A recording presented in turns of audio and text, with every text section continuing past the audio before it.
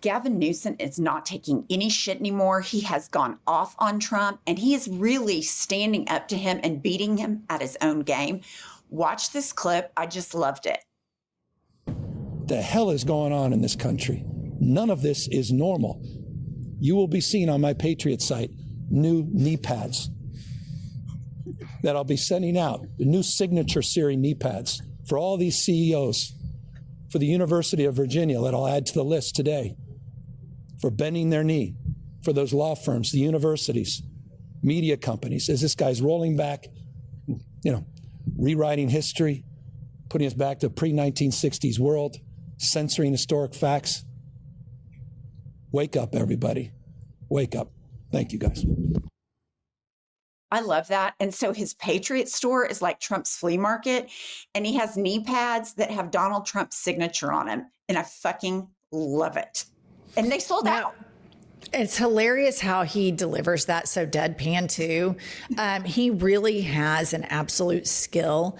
And he and some other governors are the ones who I believe are leading the resistance against this regime. But I think Gavin could really, really consolidate power if he would really go full-blown economic populist with this resistance message. That's the one component that's missing from him. But listen, beggars can't be choosers. Anybody who's standing up against fascism, we all have to lock hands, and then we can sift through where the party goes after that if we can maintain having free and fair elections. Which is the big if at this point.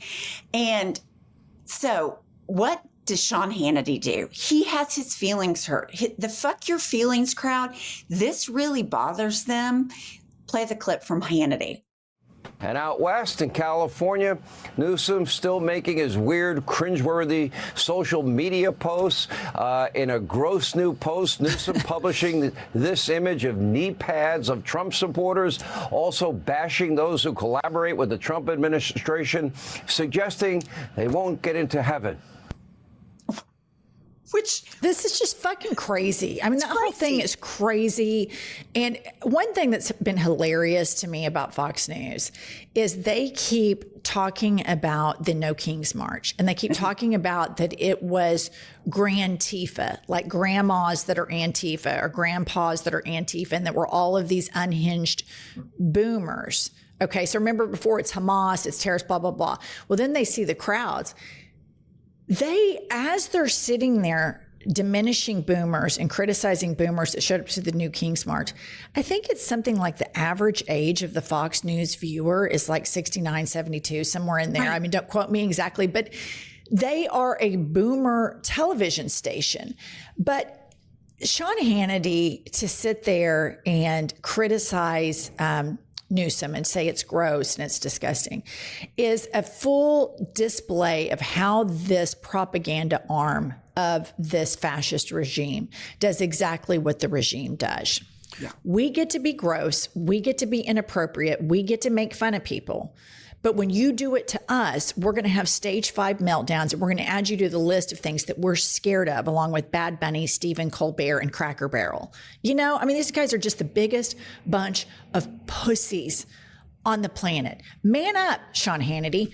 Man the fuck up. You support this alleged big badass Donald Trump who, has the AI in the fighter jet. And he's playing Top Gun, and he's out there, shit bombing everybody. Gavin Newsom shit talking back, and then you just fucking, get in the fetal position immediately. Do a tit for tat, man. Come on. That's all you got. That's as tough as these guys are. They get triggered that instantly, and they capitulate to the fight. Because to me, it looks like Gavin Newsom just owned him, because Sean Hannity's sitting there acting like the biggest baby on the planet. Well, and Sean Hannity is so defensive because he knows he needs knee pads as badly as anybody else, because he has had his lips around Trump's dick from jump, and he doesn't like it. It bothers him, which I just find delicious. And in talking about the governors really coming out and being strong against Trump, we have J.B. Pritzker, who goes on Fox News. Good for him, because it might be other than Jessica Tarlov, it might be the only truth that they get. There are many Democrats who pointed to Donald Trump before the 24 election, saying he was challenging the integrity of the election by saying almost exactly what you're saying about him now. Why do you think he's going to steal the election? What I'm telling you is you can just look back in his own history, that back to 2020, after the election, when he claimed fraud, he claimed it had been stolen from him.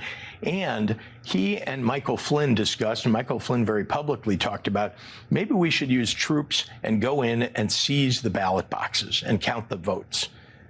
You don't think Donald Trump heard that and thought maybe that's a good idea? And here we are. He's sending troops onto the streets of American cities, into blue states in blue cities, and he's calling it about crime, but that's not at all what it's about. Now that you are somehow challenging the integrity of the next election. No, he is challenging the integrity of the next election, but yes, he is challenging the integrity of the next election by sending troops into our cities.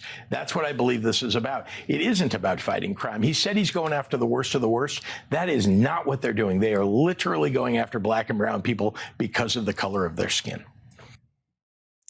How about Brett Barr there is zero integrity at Fox News, period. Yeah, that's just a Wednesday at Fox News. There hasn't been integrity at Fox News since they rolled out the fair and balanced bullshit and started radicalizing a large portion of the American public, because facts have a liberal bias. Because when people find out the truth about what Republican policies do and how much they favor the 1%, they don't like them. And so they had to have a propaganda arm. And this propaganda arm has been at this long before Trump. And this television station primed the soil for a dipshit fascist to be able to walk in and tear down the East Wing and tear up the Constitution and send American troops against Americans. And I just want to point out one more thing to all my fiscal conservatives that sit around and freebase Fox News. Name me one big red city. Name it. Name one big red city that kicks ass economically. It doesn't fucking exist. When people live in cities and they live around multiculturalism, they become more open-minded and more cooperative and less selfish and less greedy. A giant red powerhouse city doesn't fucking exist, because the only way your shit exists is on Fox News, out in rural America, and out in gated communities, cookie cutter suburbs. That's it. That's the list. I completely agree with that. And then we see Trump going after his detractors. We see him arresting James Comey, the Justice Department, all that bullshit. Adam Schiff apparently was high on the list. They've come back and said there's just no evidence to do it. He's not happy about it. But we have now got Pam Bondi on record saying they're going to investigate Nancy Pelosi. It's finally happened. Trump's getting his wish. Disclose the identity of a federal agent, where they live, anything that could harm them. Pritzker, same ballgame with him. And, Pelosi got a letter today from Deputy Attorney General Todd Blanche. So did Brooke Jenkins, that DA in San Francisco. We told them, preserve your emails, preserve everything you have on this topic, because if you are telling people to arrest our ICE officers, our federal agents, you cannot do that. You're impeding an investigation, and we will charge them if they think they have not met me, because we will charge them if they are violating the law. We will protect our federal agents. They're out there working nonstop, as you're showing right now during a shutdown. These people are out there working to keep Californians safe, yet you've got Pelosi out there saying to obstruct their investigation. You can't do it, and we're going to investigate her now, as well as that DA. Is that not stunning? Here's the thing. What they're saying is we will arrest ICE agents that are breaking the law. And we are seeing more of this because they're masked. They think they have absolute power. They're guys that haven't passed background checks, that have criminal records because they're trying to get them in so fast. So they're breaking the law. And what California is doing, in particular, Nancy Pelosi is saying, we are not going to allow ICE agents to break the law. It's as simple as that. And they can't handle it because opposition, they don't like it. But what's happening? What's the larger narrative here? And the larger narrative here is now it's normalized that We are sending troops and agents and different arms of Trump's personal Gestapo into American cities. And we get to do whatever we want to there. And if anybody stands against us, then we're also going to charge you. This is a time where we have major geopolitical crises happening all over the world. Most of the time, America is the leader and the arbiter of peace in these situations. And they are more interested in carrying out Vladimir Putin's wishes for the United States of America, which is civil unrest. And this administration, everything that she did, the larger narrative is now we're just talking about the semantics of their civil unrest instead of the fact that this fucking fascist regime is sending troops into blue cities.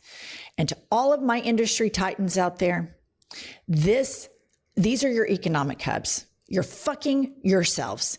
And journalists and other people that engage in this like it's normal are a problem. Nothing about this is normal. Nothing about sending ICE agents and the troops into American cities without state cooperation for my states' rights, fiscal conservatives, constitutionalists. Nothing about this is normal. So I won't even have a conversation as to the tit for tat of this, because the driving force of this fascist regime is we are going to incarcerate, deport, and investigate anybody that disagrees with us, because we are not just the Gestapo or ICE or the troops.